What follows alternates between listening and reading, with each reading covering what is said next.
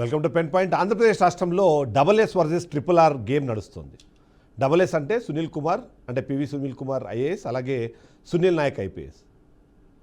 అదే సందర్భంలో ట్రిపుల్-ఆర్ అంటే రఘురామకృష్ణంరాజు. 1 వర్సెస్ 2 అని అనుకుంటున్నారు కానీ ముగ్గురికి ముగ్గురు పవర్ఫుల్ పర్సన్సే. కానీ ఇప్పుడు పవర్ విషయానికి వచ్చేటప్పటికి ట్రిపుల్-ఆర్ ఇవాళ డిప్యూటీ స్పీకర్ పదవిలో ఉన్నారు. ప్రభుత్వం ఆయన కన్సర్న్లో నడుస్తోంది.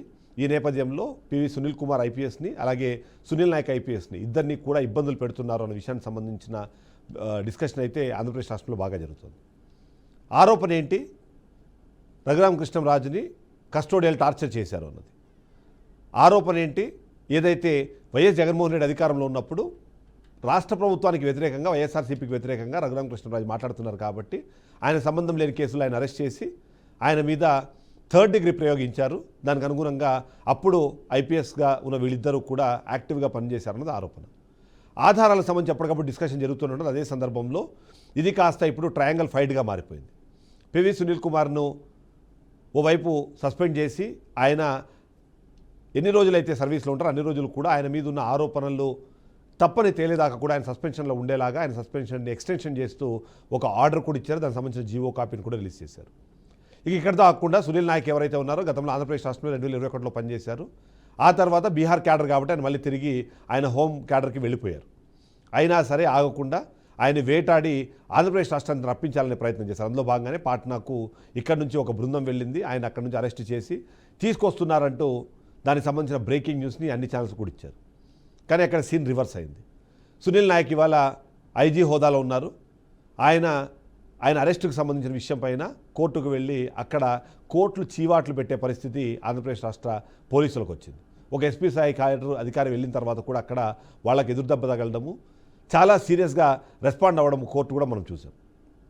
ఆ నేపథ్యంలోనే ఒక విషయాన్ని అయితే అక్కడ చాలా క్లియర్గా చెప్పే ప్రయత్నం చేసింది. అదేంటంటే ఏదైతే మీరు కేసులకు సంబంధించిన అంశం ఉందో దాని గురించి ఇలా వచ్చి ట్రాన్సిట్ వారెంట్తో తీసుకెళ్ళడం అన్నది కుదరదు అని చెప్పేసింది. అక్కడితో ఆకుండా మిమ్మల్ని కూడా అరెస్ట్ చేసి లోపలేస్తామనే స్థాయిలో కోర్టు మాట్లాడింది అంటే వీళ్ళు ఏ స్థాయిలో దాన్ని ముందు తీసుకెళ్లే ప్రయత్నం చేశారో ఆలోచించవచ్చు అన్నది చెప్పే ప్రయత్నం.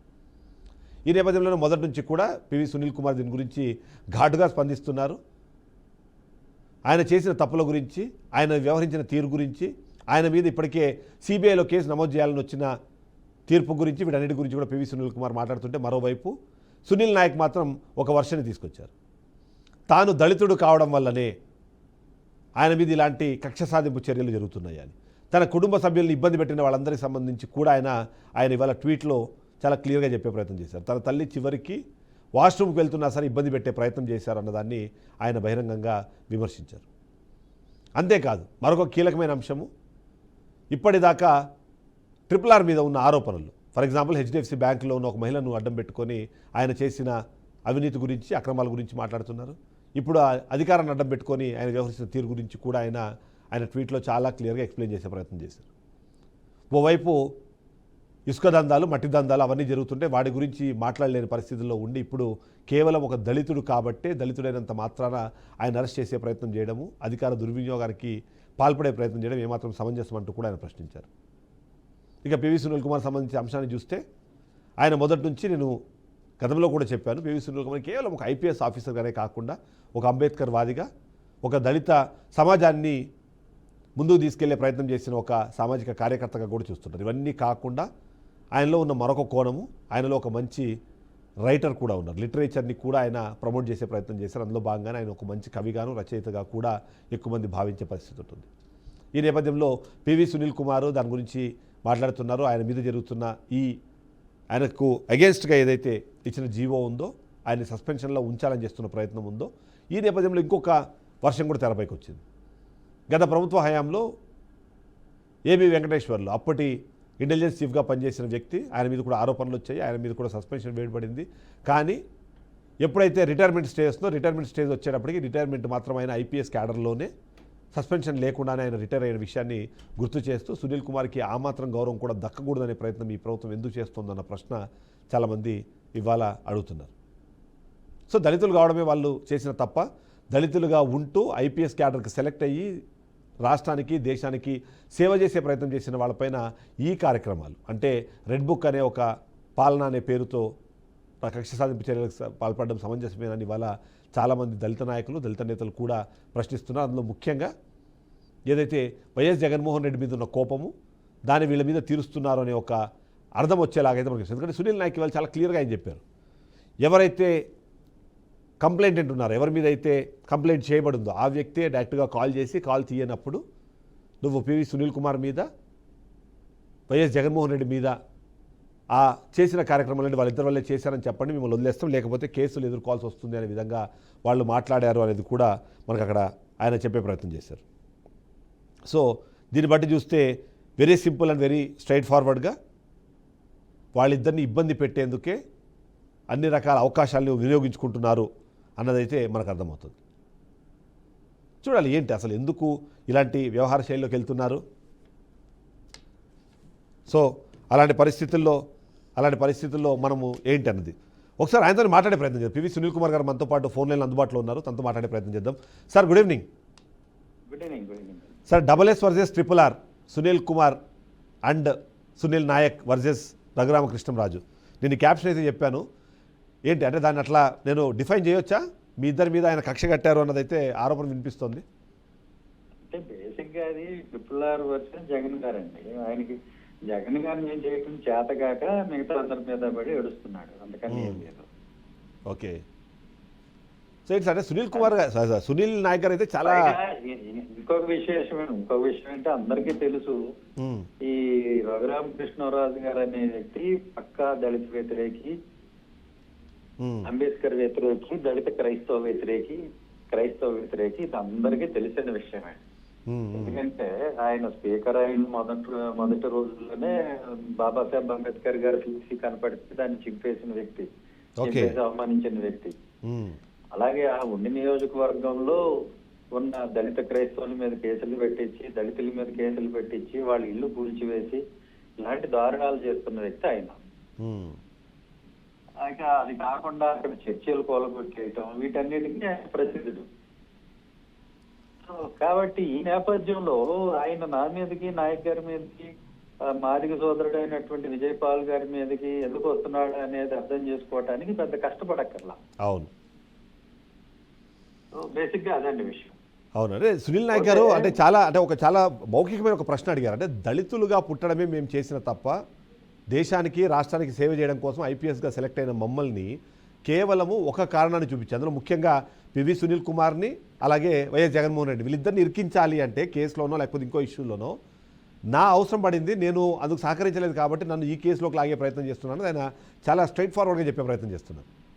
అది చాలా వ్యాలిడ్ పాయింట్ అండి, చాలా వ్యాలిడ్ పాయింట్. ఎందుకంటే నేను ముందు నుంచి చెప్తూనే ఉన్నాను, నా మీద వచ్చిన ప్రతి ఆరోపణ తప్పుడు ఆరోపణ, ఒక ఫాల్స్ చార్జెస్, ఫాల్స్ క్లెయిమ్స్ నా మీద పెట్టి దాన్ని ఏదో ఒక రకంగా చూస్తున్నారు.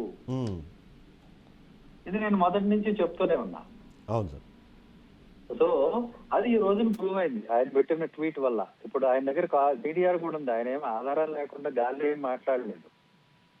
రైట్, ఆయన దగ్గర CDR ఉంది, ఆ కాల్ రికార్డ్స్ కూడా ఉన్నాయి అంటున్నారు. అదే కదా. సో ఇదేంటంటే ఆయన ఏదో ఒక ఇష్టం వచ్చిన ఆరోపణలు చేసేయటం, ఈయన RRR నా మీద, దాన్ని ఎంక్వైరీ ఇచ్చేయటం, వాటిని బేస్ చేసుకుని సస్పెన్షన్లు చేసేయటం, ఆ తర్వాత వాటిని నిజాలు అన్ని ప్రూవ్ చేయడానికి ఇలాగ బెదిరింపులకి దిగబడటం, ఇది జరుగుతుందండి. అవును. సో ఇప్పుడు అక్కడ ఆయన ఒక పాయింట్ కూడా మెన్షన్ చేశారు, ఏది నా దగ్గర కాల్ రికార్డ్స్ ఉన్నాయి, అంతేకాకుండా ఆయన కాల్ డేటాని మీరు ఒకవేళ చేస్తే ఆయన ఎంతమందిని ఇన్ఫ్లుయెన్స్ చేసే ప్రయత్నం చేస్తున్నారు, బెదిరించే ప్రయత్నం చేస్తున్నారు దానికి సంబంధించిన ఆధారాలు మీకు దొరుకుతాయి అని. సో ఆ యాంగిల్లో ఉంటాయి. కానీ ఎందుకు చేస్తారండి? ఇప్పుడు ఆయన అడ్డుగోలుగా అనిపించుకొచ్చి, ఇప్పుడు ఆయన అంబేద్కర్ గారు ఫ్లెక్సీ చింపి ఆయన అవమానించినప్పుడు ఆయన మీద చర్యలు లేవు, అక్కడ దళితులను వేధిస్తున్నప్పుడు ఆయన మీద చర్యలు లేవు, అలాగే చర్చలు కూలగొడుతున్నప్పుడు చర్యలు లేవు, చివరికి CBI వాళ్ళు కేసు పెట్టి ఆయన రేపమాపు అరెస్ట్ చేస్తారన్నప్పుడు కూడా ఏమి చర్యలు లేవు. మరి ఆయన విషయంలో అంత ఉదారంగా ఉన్నారు. అవును.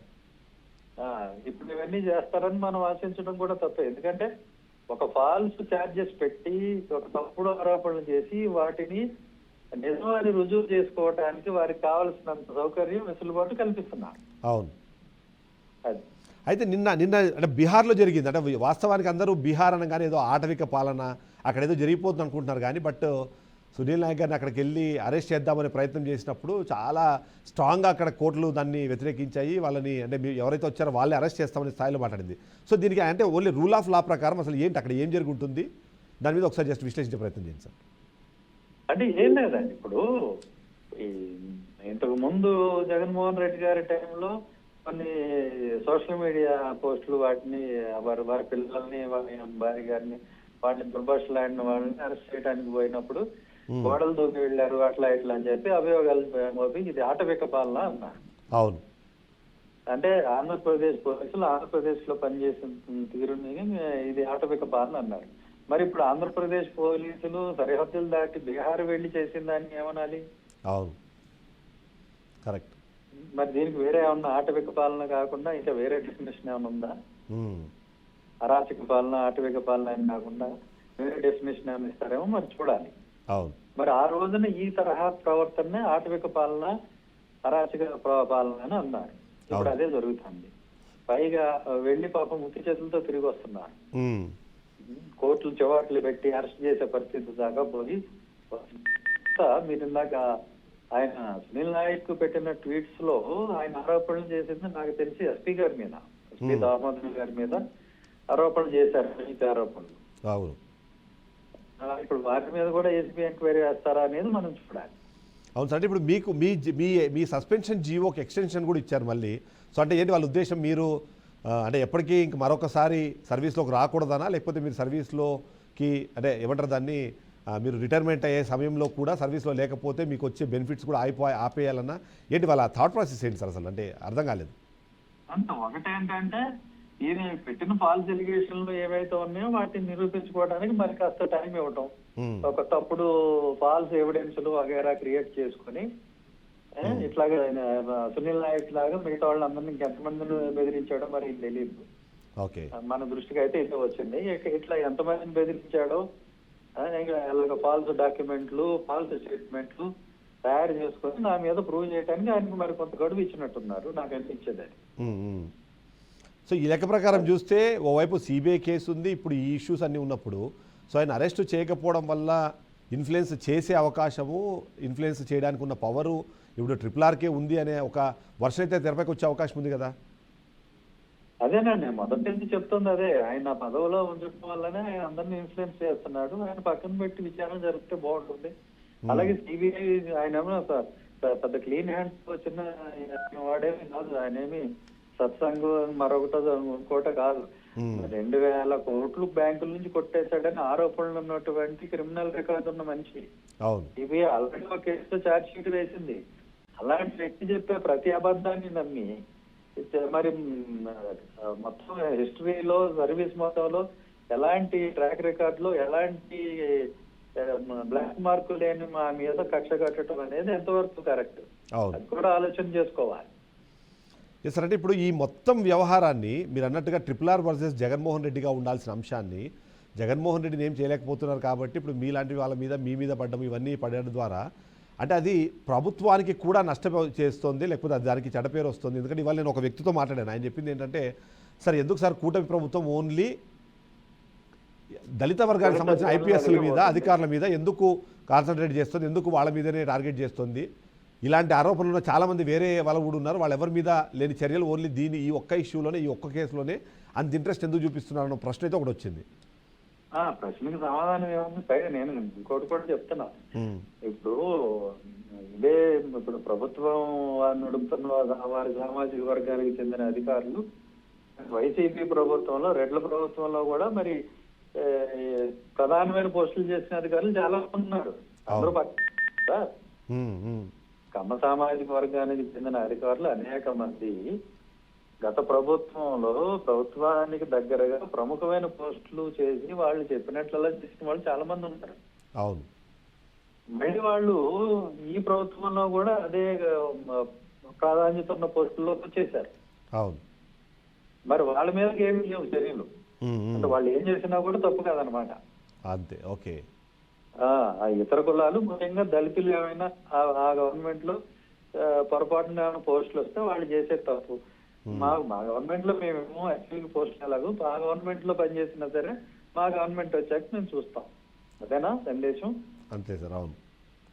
సో బట్ ఇప్పుడు అంటే సరే, అప్పుడు చంద్రబాబు అంటే అంతకుముందు లోకేష్ మాట్లాడినా, ఇప్పుడు జగన్మోహన్ రెడ్డి మాట్లాడినా, తప్పు చేసిన అధికారులు ఎవరైనా రిటైర్ అయినా సరే వాళ్ళని తీసుకొచ్చి వాళ్ళ మీద చర్యలు తీసుకుంటామో లాంటి స్టేట్మెంట్స్ ఇవ్వడం ద్వారా అంటే మీలాంటి ఆఫీసర్లందరి ఆత్మస్థైర్యం దెబ్బతినే అవకాశం లేదంటారా? అలాంటి స్టేట్మెంట్స్ని అలౌ చేయాలంటారా?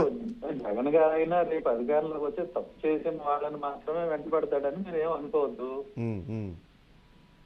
తప్పు చేసినా చేయకపోయినా ఈ ప్రభుత్వంతో క్లోజ్ గా ఉన్న ప్రతి వాళ్ళని ఆయన వెనకాల పడి జైలుకి పంపడం, అరెస్టులు చేయడం ఇవన్నీ చేస్తాడు. అది కరెక్ట్ నేను కూడా, కానీ జరగబోయేది అది. అవును, అంటే ఆల్రెడీ ఇప్పటికే దాని మీద డిస్కషన్ చేస్తా ఉన్నారు కదా, కూటమి వాళ్ళు ఇంకోసారి అధికారంలోకి వచ్చే. ఆయన కూడా ఏమి చట్టబద్ధంగా ధర్మబద్ధంగా వీళ్ళ వెనకాల పడతాడు, అరెస్ట్ చేస్తాడని నేను అనుకోవటంలా. అడగోలు కానీ వీళ్ళకి దగ్గరగా ఎవరైతే ఉన్నారో వాళ్ళ మీద రకరకాల కేసులు పెడతారు. అన్ని కరెక్ట్ కేసులని మనం అనుకోవటానికి వీల్లేదు. రాబోయే రోజుల్లో జరగబోయే అరెస్టులు కానీ దాడులు కానీ అవన్నీ కూడా చట్టబద్ధంగా జరుగుతాయని కూడా మనం అనుకోకర్లా, కానీ జరుగుతాయి. ఎందుకంటే it became an order of the day. ఎవరు వచ్చినా కూడా అవతల ప్రభుత్వానికి పనిచేసిన అధికారులని, నాయకుల్ని వెంటబడి వేధించి తగ్గి ఏదో ఒకటి చేయాల్సిన పరిస్థితి ఇప్పుడు ఉన్న రాజకీయ పరిస్థితుల్లో వచ్చేసింది, అనివార్యం అయిపోయింది. కానీ సరే మీరు ఒకటి చెప్పండి, అంటే ఇవాళ అసెంబ్లీలో కూడా అంటే మండలిలో కూడా రాష్ట్రంలో శాంతి భద్రతలకు సంబంధించిన ఇష్యూ గురించి షార్ట్ డిస్కషన్ జరిగింది. వాళ్ళు చెప్తున్నది ఏంటంటే జగన్మోహన్ రెడ్డి హయాంలో ఉన్న పరిస్థితుల కన్నా ఇప్పుడు మంచి పరిస్థితులు ఉన్నాయి, గతంతో పోలిస్తే శాంతి భద్రతలు చాలా కంట్రోల్డ్గా ఉన్నాయని చెప్పే ప్రయత్నం చేశారు వాళ్ళు. దాని అంటే బీయింగ్ ఐఏఎస్ ఆఫీసర్ మీరు రెగ్యులర్గా అన్ని జరుగుతున్న అంశాలని చూస్తున్నారు కాబట్టి దాన్ని నిజంగా అలానే డిఫైన్ చేయాలంటారా, లేకపోతే ప్రభుత్వం మారిన తర్వాత పరిస్థితుల్లో మార్పు వచ్చింది అనుకోవాలి? ఇప్పుడు చాలా మంది ఐపీఎస్ ఆఫీసర్ల మీద కేసులు మనం మాట్లాడితే కాదు కదా, అది రికార్డు ఉంటుంది కదా, ఎస్సీఆర్పీ రికార్డు, ఎన్సీఆర్పీ రికార్డు ఉంటుంది కదా, national crime records bureau data ఉంటుంది కదండి. ఆ డేటా తీసి చూస్తే ఇంప్రూవ్ అయినాయా లేదా అనేది ఆ రికార్డే చెబుతుంది. ఏదో డేటా ఆధారంగా మాట్లాడాలి, కాకపోతే పుట్టి పెర్సెప్షన్ అవుతుంది కదా అది. అవును. సో ఏంటి సార్, అంటే నిజంగానే ఒక ఐపీఎస్ అధికారిని ఇబ్బంది పెట్టడం ఇంత ఈజీనా? ఒక ఐపీఎస్ అధికారిని కూడా ఇబ్బంది పెట్టడం ఇంత ఈజీనా అని జనాలు మాట్లాడుకునే స్థాయికి ఏమైనా ఈ రాజకీయాలు వెళ్తున్నాయి అనుకోవచ్చా? ఎందుకంటే ఆంధ్రప్రదేశ్ రాష్ట్రంలో అంటే కూటమి ప్రభుత్వం వచ్చిన తర్వాత చాలామంది ఐపీఎస్లు ఎలాంటి పరిస్థితుల్లో ఉన్నారో మీకు బాగా తెలుసు. ఒకటి మాత్రం చెప్పగలనండి, ఇప్పుడు తారస్థాయికి చేరినాయి. ఎందుకంటే గత ప్రభుత్వంలో ఎంపీ వెంకటేశ్వరరావు గారిని ఇబ్బంది పెట్టారు అన్నమాట వాస్తవం, కానీ కేవలం సస్పెన్షన్ వరకే వెళ్ళారు. చివరికి ఆయన గౌరవంగా రిటైర్ అయ్యే అవకాశం కూడా కల్పించారు. అవును, ఎప్పుడు అరెస్టులకు పోలేదు, ఇప్పుడు అంతా అరెస్టులకు వెళ్ళిపోతున్నారు, అరెస్టులు జరిగాయి. సో ఇప్పుడు ఆ రిటైర్మెంట్ అప్పుడు కూడా ఈ కనీసం గౌరవంగా రిటైర్ అయ్యే అవకాశం కూడా ఉన్న పరిస్థితులు వాళ్ళు వచ్చినాయి. మళ్ళీ జగన్ గారు వచ్చాక పరిస్థితులు ఇంకెలా ఉంటాయో మనం ఊహించుకోవచ్చు. అంతే. ఓకే, సో ఇది రెండు ఇద్దరి మధ్యలో గేమ్ లాగా అనుకోవడానికి వీలేదు. దీని తర్వాత నెక్స్ట్ స్టెప్ కూడా ఏదో ఉంటుంది, అది మనం చూడొచ్చు. నేను కాబట్టి ఇప్పుడు జరిగేది కరెక్ట్ అంటం లేదు, రేపు జరగబోయేది కరెక్ట్ అని నేను అన్నాను. కానీ అంటే మీ విషయంలో అన్యాయం అనుకోవచ్చు, బికాజ్ అంటే మీరు అట్లీస్ట్ ఆ రిటైర్మెంట్ అన్న కొద్దిగా గౌరవంగా జరుగుతుందేమో అన్న ఆలోచన ఉంటుంది కాబట్టి అది కూడా ఉండదు అనే విధంగా అంటే ఒక మెసేజ్ ఇచ్చేలాగా ఆ జియో రిలీజ్ చేయడం ఎక్స్టెన్షన్ మరి ఎట్లా కనపడుతుందో ఎవరికి వాళ్ళు నిర్ణయం తీసుకోవచ్చు. ఎలా కనపడుతుంది అనేది అందరికీ తెలుసు. ఒక దళిత అధికారి పట్ల ఎలా ప్రవర్తిస్తున్నారు అనేది ఎవరైనా సరే దాన్ని అర్థం చేసుకోవచ్చు. ఒక కమ్మ సామాజిక వర్గానికి చెందిన అధికారి పట్ల జగన్ గారు చాలా ఔదార్యంతో వ్యవహరించారు, అదైతే కనపడుతుంది. మరి ఇక్కడ ఏం జరుగుతుంది అనేది మనకి అందరికీ కనపడుతూనే ఉంది కదా. అవును. సో ఇప్పుడు సునీల్ నాయక్ గారి విషయంలో కానివ్వండి, మీ విషయంలో కానివ్వండి, అంటే లీగల్ పాయింట్ ఆఫ్ వ్యూలో ఆలోచించినప్పుడు మీకు ఎక్కడి నుంచి షీల్డ్ ఏమీ లేదా సార్? ఇప్పుడు సునీల్ నాయక్ గారు అయితే అక్కడ ఉన్నారు, మీరేమో ఇక్కడ ఉన్నారు. సో ఆ షీల్డ్ ఏమైనా ఉందా ఇలాంటి అంటే కక్ష సాధింపు చర్యల నుంచి తప్పించుకోవడానికి లేదా? ఇప్పుడు ఏమవుతుందంటే ఇప్పుడు కోర్టులు ఎట్లా చూస్తాయంటే ఇలాంటి విషయాల్లో ఏ కేసు అయినా సరే దర్యాప్తు దశలో ఉన్నప్పుడు పోలీసులకి పూర్తి స్వేచ్ఛ కోర్టులు ఇస్తాయి. అవును. సో అది ఈ దర్యాప్తు ముగిసి ట్రయల్కి వచ్చినప్పుడు కదా మన రోజు బిగిన్ అవుతుందని కోర్టులు అనుకుంటారు. అది అవును సార్, అవును. సో అందువల్లనే రిమాండ్ చేయటం ఇవన్నీ చేస్తారు. కానీ వాస్తవంగా అసలు దర్యాప్తు ఎలా జరుగుతుంది, ఇది జరిగిన దర్యాప్తులో వీళ్ళ మీద ఏమన్నా సాక్ష్యం వచ్చిందా లేదా, వీళ్ళు ఎలా సాక్ష్యాలను తారుమారు చేయగలరు, ఇవన్నీ కన్సిడర్ చేసినట్లయితే అంటే చాలా మందికి బెయిల్స్ వస్తాయి. ఇప్పుడు ఈ దర్యాప్తు 2 సంవత్సరాల పాటు చేశారు, సంవత్సరంన్నర. ఇంకా ఏముందండి అందులో దర్యాప్తు చేయడానికి కానీ సాక్ష్యం తారుమారు చేయడానికి కానీ ఏముంది? ఎందుకు అరెస్ట్ చేయటం, ఛార్జ్ షీట్ వేయచ్చు కదా. అవును. అంటే కక్ష సాధింపు కోసం అరెస్టే తప్ప నిజంగా దర్యాప్తు కోసం కాదు అనేది తెలుస్తుంది కదా, కోట్లకైనా కూడా ఇది అర్థం అవుతుంది కదా. అంటే మీరు అన్నట్టు నిజంగానే ఈయన ఇన్ఫ్లుయెన్స్ చేస్తుంటే ఏదైతే ఇప్పుడు సునీల్ నాయక్ గారు అలిగేషన్ చేసినట్టు ఆయన చెక్ చేసుకోవచ్చు, ఆయన ఎక్కడ మాట్లాడుతున్నారు, ఎవరితో మాట్లాడుతున్నారు, అవన్నీ కూడా అంటే ఇంటెలిజెన్స్ త్రూలో ఏదైనా తెలుసుకోవచ్చు. లేదంటే ఎవరైనా అట్లాంటి వాళ్ళు మాకు ఇబ్బంది పెడుతున్నారు లేదా మాకు ఫోన్లు వచ్చాయని చెప్పడానికి కూడా అవకాశం. ఎందుకంటే ఈయన కాల్ చేస్తే అగైన్ మళ్ళీ ఆయనకే కాల్ చేయాలి. అవసరం లేదు. ఇప్పుడు ఆయన ఎక్కడో ఉంటాడు, జార్ఖండ్ బీహార్ లోనే ఎక్కడో ఉన్నాడు, ఆయన ఏమి ఇన్ఫ్లుయెన్స్ చేస్తాడు, ఆయన ఇన్ఫ్లుయెన్స్ చేస్తే ఎవడు వింటాడు? కాదు, బెదిరించాలన్నా ట్రిపుల్ గారికే కాల్ చేయాలి. అలా కాదు, దర్యాప్తు మొత్తం ముగిసిన తర్వాత ఆల్మోస్ట్ ఇంకా ఏముంది ఇందులో దర్యాప్తు చేయటానికి?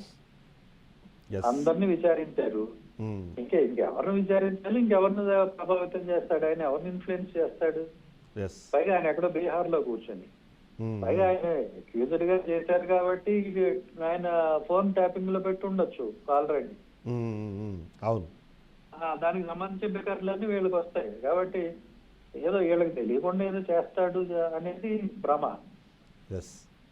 సార్ ఫైనల్గా చెప్పండి సార్, అంటే ఇప్పుడు ప్రభుత్వానికి మీరు చెప్పేది ఏంటంటే ఇలాంటి కార్యక్రమాల వల్ల అధికారుల్లో ఆత్మస్థైర్యం ఎలా దెబ్బతినే అవకాశం ఉంది? ఏదైనా చేయాలన్నా, ఏదైనా ముందుకు వెళ్ళాలన్నా ఈ ప్రభుత్వాలు లేకపోతే ప్రభుత్వాధినేతలు ఇలాంటి డైలాగులో ఇలాంటి స్టేట్మెంట్స్ ఇవ్వడం ద్వారా ఆ వ్యవస్థ మొత్తం ఏమైనా ఇబ్బంది పడుతుందంటారా? అది నిజంగానే అనుకున్నంత అంటే చట్టం తన పని తాను చేసుకుపోయే పరిస్థితి లేకుండా అయిపోతుంది అనుకుంటున్నారా?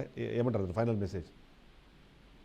ఇది ఖచ్చితంగా బ్యూరోక్రసీని దెబ్బతీసే విధానం. బ్యూరోక్రసీలో ఇంకా ఎవరు ధైర్యంగా పనిచేయగలుగుతారు?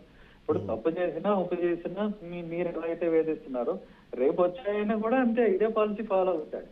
ఇప్పుడు ఆయన్ని తప్పు పట్టలేము. ఇప్పుడు తప్పు జరిగింది కాబట్టి అంటే అధికారులే. సో అధికారులకు ఏమైనా సజెషన్ ఇస్తారా సార్ మీరు ఈ సందర్భంలో? అంటే ఇప్పుడు సరే మీ ప్రమేయమైన పక్కన పెట్టేస్తే ఇప్పుడు ప్రభుత్వాలు చెప్పినట్టుగా వింటే తర్వాత వచ్చే ఆ పరిణామాలు, పర్యవసానాలు అంటే ఇప్పుడున్న పరిస్థితుల్లో అయితే కేంద్ర సర్వీసులకు వెళ్ళిపోవడం ఉత్తమమని నేను అనుకుంటున్నాను. Okay okay, thank you so much sir, thank you so much. Yes, ఓవరాల్గా చూస్తే మాత్రం అంటే Sunil Nayak versus PV Sunil Kumar and Sunil Nayak versus RRR కన్నా అది యాక్చువల్గా గేమ్ ఏమో ఆ ఫైట్ ఏమో YS Jaganmohan Reddy versus RRR. కానీ దాంట్లో వీళ్లను ఉపయోగించుకునే ప్రయత్నం చేస్తున్నారు. వీళ్ళను భయపెట్టడం ద్వారా లేదా వీళ్ళని ఇబ్బంది పెట్టడం ద్వారా వీళ్ళు ఏదైనా సరే అంటే జగన్మోహన్ రెడ్డి పేరు చెప్పాలి అన్నది ఒక ఎక్స్పెక్టేషన్లా కనిపిస్తోంది అన్నది అటు సునీల్ నాయక్ చెప్తున్నారు, పివి సునీల్ కుమార్ కూడా అది చెప్తున్నారు. అంటే ఈ సందర్భంలో 2 రకాల అంశాలు. ఒకటి, ప్రభుత్వాలకి అలాంటి స్టేట్మెంట్స్ ఇవ్వడము, అధికారులను ఇబ్బంది పెట్టడము, బ్యూరోక్రసీని ఇబ్బంది పెట్టే పరిస్థితుల్లో వల్ల పాలన అన్న దాంట్లో ఇబ్బందులు వస్తాయన్నది ఒకటి చెప్తుంటే, రెండో వైపు ఎవరైతే అధికారులు ఉన్నారో అయితే మీరు సెంట్రల్ ఫోర్సెస్కి వెళ్ళండి, లేకపోతే బీ వెల్ ప్రిపేర్డ్ ఫర్ ఒకవేళ జగన్మోహన్ రెడ్డి అధికారంలోకి వస్తే ఆయన తీసుకునే చర్యలు కూడా మీరు సిద్ధంగా ఉండండి అనే విధంగా ఒక మీనింగ్ వచ్చేలాగైతే చెప్పారు. సో ఏదైనా సునీల్ నాయక్ని ఇబ్బంది పెట్టే ప్రయత్నం చేశారు, ఆయన కుటుంబ సభ్యులు ఇబ్బంది పెట్టే పరిస్థితి చేశారు. ఆయన ఆరోపణ చేసింది సబ్జెక్టు కరెక్షన్. నేను స్టార్టింగ్లో RRR గురించి అనుకున్నాను, RRR గురించి కాదు. ఎవరైతే ఈయన అరెస్ట్ చేయడానికి వెళ్ళిన ఎస్పీ ఉన్నారో దాని గురించి ఆరోపణలు చేసినట్టుగా చెప్పారు. సబ్జెక్ట్ కరెక్షన్ అదొకటి మనము చూసుకోవాలి. సో ఓవరాల్గా చూస్తే మాత్రం ఇవాళ పివి సునీల్ కుమార్ లైవ్లోకి వచ్చి మనతో మొత్తం ఇష్యూస్ని మొత్తాన్ని అడ్రస్ చేసే ప్రయత్నం చేశారు, విశ్లేషించే ప్రయత్నం చేశారు. Thank you so much. ఇది వాళ్ళ పెన్ పాయింట్. నెక్స్ట్ పెన్ పాయింట్తో మళ్ళీ కలుద్దాం. స్టేట్ BRK న్యూస్ తెలుగు సత్తా.